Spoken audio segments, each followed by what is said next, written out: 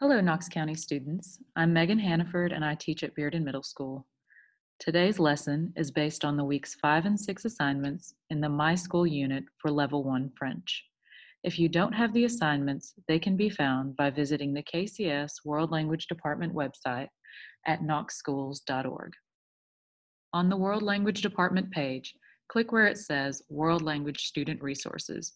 Notice at the bottom of the learning document for this week module, you can access additional resources. You must be logged into your KCS Google account to access it. Let's get started.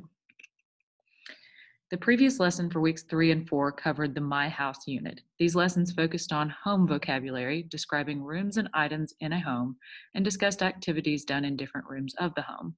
The structures taught in these lessons included definite and indefinite articles, possessive adjectives, as well as the use of the verbs devoir, pouvoir, and vouloir to discuss activities that one must do, can do, and want to do.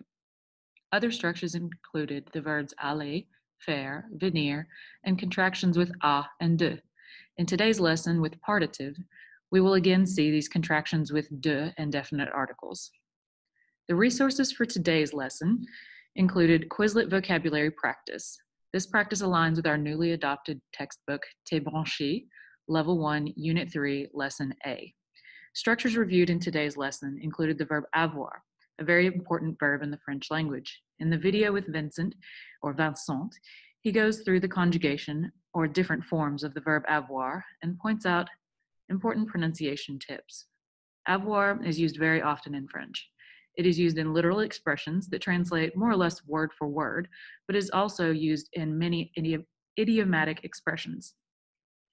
Idioms do not translate word for word. Instead, the general meaning is translated as a whole. In French, these can include expressions for age, having the feeling of hunger or thirst, and having the feeling of being hot or cold. These expressions would typically include the verb to be in English rather than the verb to have.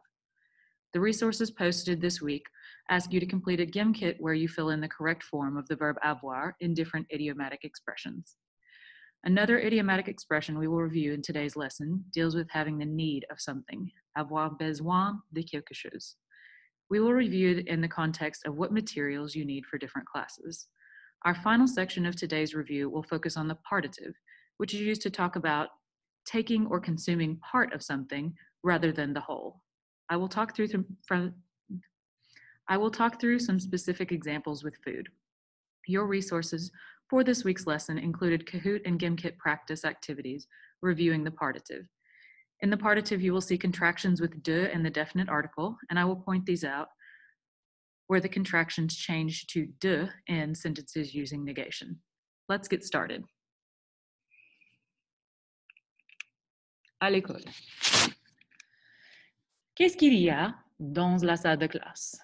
Dans la salle de classe, il y a un bureau, un ordinateur, un tableau, un cahier, un classeur, un lecteur de DVD, un lecteur de CD, un professeur, une professeure, une chaise, une porte, une carte, une fenêtre, une télévision, des pupitres, des étudiants ou des étudiantes, des posters et des livres.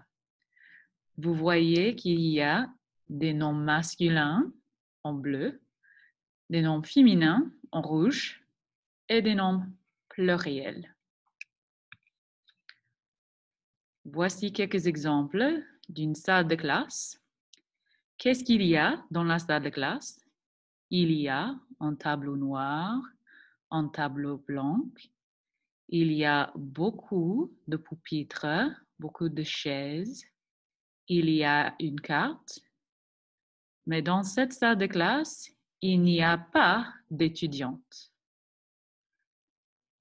Dans cette salle de classe, il y a un professeur, il y a des étudiantes, il y a des chaises bleues, des chaises jaunes et des chaises vertes, mais il n'y a pas de chaises rouges. Le verbe avoir, c'est un verbe très important. On a révisé le verbe avoir dans la vidéo avec Vincent.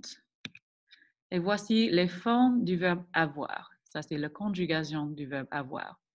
J'ai, tu as, il a, elle a, nous avons, vous avez, ils ont, elles ont. Fais attention avec les formes singulières en première personne. L'expression j'ai, en fait, c'est une formation de deux mots, je et. Mais en français, on utilise l'apostrophe pour remplacer le E et ça fait une contraction G. Il y a aussi une liaison, le S à la fin de il pluriel et elle pluriel. Ça donne un son comme un Z en français. Ils ont, elles ont.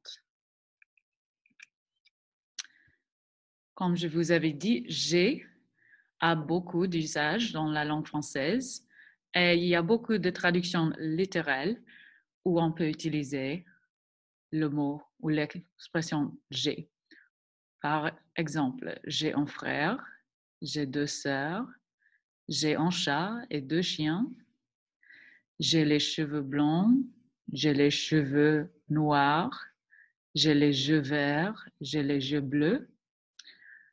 À l'école, on peut décrire les choses qu'on a.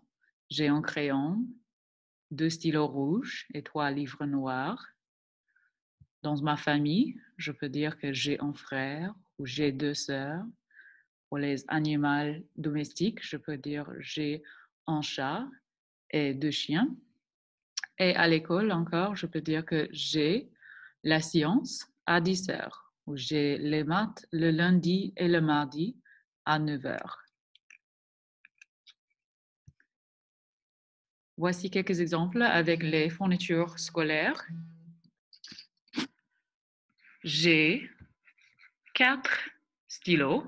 J'ai un stylo jaune, un stylo orange, un stylo rose, un stylo bleu, mais je n'ai pas de stylos noirs. J'ai un crayon, mais je n'ai pas de gomme. À l'école, si je discute mon emploi du temps, je peux dire que j'ai la littérature française à 13h30. J'ai l'histoire de la France à 14h et j'ai la culture et société à 15h06.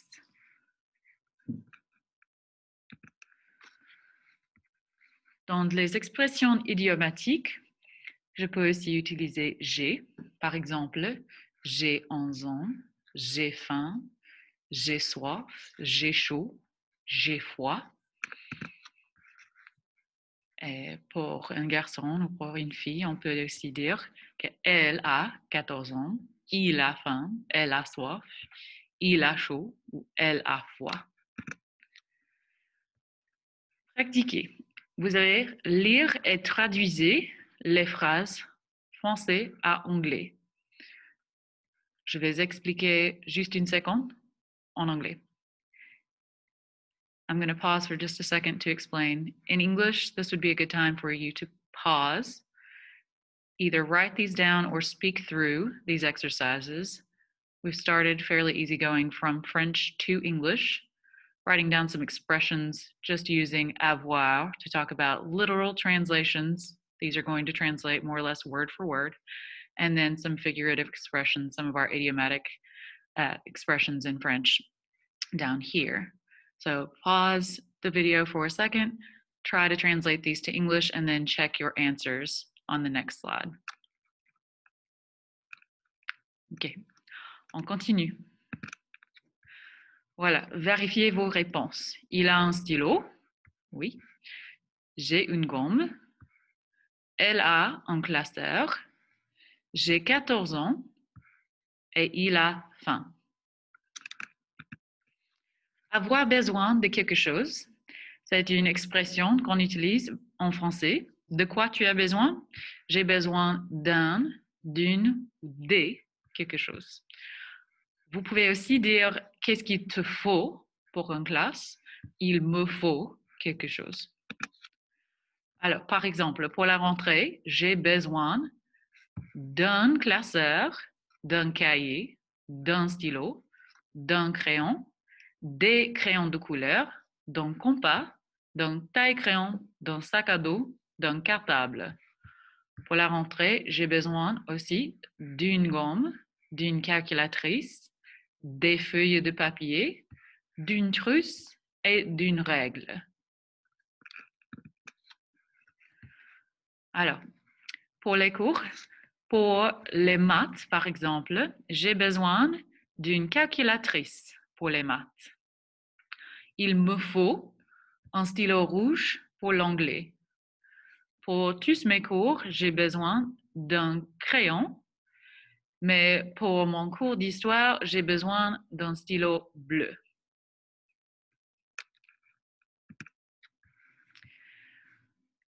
Pour l'art, j'ai besoin d'un crayon et des crayons de couleur. J'ai aussi besoin d'une gomme, mais je n'ai pas besoin de colle. Pour mon cours de maths, j'ai besoin d'une calculatrice et d'un compas. J'ai aussi besoin d'un crayon, mais je n'ai pas besoin de cahier. On va faire encore un peu de practice. Alors, cette fois-ci, c'est anglais à français et je vous conseille d'écrire les traductions en français.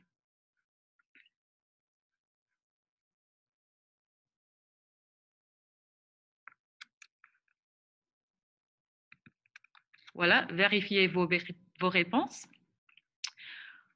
Je peux dire j'ai besoin d'une calculatrice pour les maths ou il me faut une calculatrice pour les maths. J'ai besoin d'un livre et d'un crayon pour l'anglais ou il me faut un livre et un crayon pour l'anglais. J'ai besoin d'un stylo rouge pour l'histoire, mais je n'ai pas besoin de cahier. Et la dernière section, c'est le partitif. Le partitif, c'est une partie de quelque chose. Ça veut dire en anglais part ou some. Et ça change, la formation change si on a des noms masculins, féminins, singuliers ou pluriels. Ça dépend aussi s'il y a un voyelle au commencement du nom. Et il y a un petit changement après pas ou jamais, le de, le de là, d'où, des ou de et l'apostrophe, ça change à de ou des apostrophes. Si on veut dire none or any. Alors, on va discuter quelques exemples où on a une chose entière ou si on va utiliser le partitif. Voilà. Si Michel va au supermarché ou à la pâtisserie, il est possible qu'il achète une tarte. Il achète une tarte entière, mais quand il a faim, il prend de la tarte. C'est juste une tranche de la tarte. Il prend de la tarte. Il ne mange pas la tarte entière. Il prend de la tarte. Elle achète une pizza, mais elle ne mange pas toute la pizza. Il prend de la pizza et elle prend de la pizza. Il y a des tranches et c'est divisé. Ce n'est pas la pizza entière qu'il ou elle mange, mais c'est juste une tranche. Elle mange de la pizza et il prend de la pizza. À la cantine, il ou elle prend des spaghettis, de la salade et de l'eau et ne prend pas de gâteau. À la cantine, je prends des frites, des choux de Bruxelles, du lait et du melon. Je prends aussi de la soupe, de l'eau et des pâtes au fromage. La dernière practice, vous allez encore traduire français à anglais. Prenez une minute pour pause. Essayez de compléter l'exercice et puis vous pouvez vérifier vos réponses.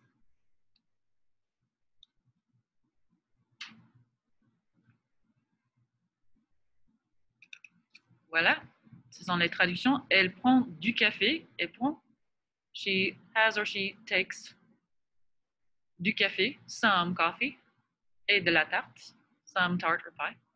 Je mange des frites, I eat some fries, et des fraises, and some strawberries. Il commande du pain, ordering, some bread, et du fromage, and some cheese.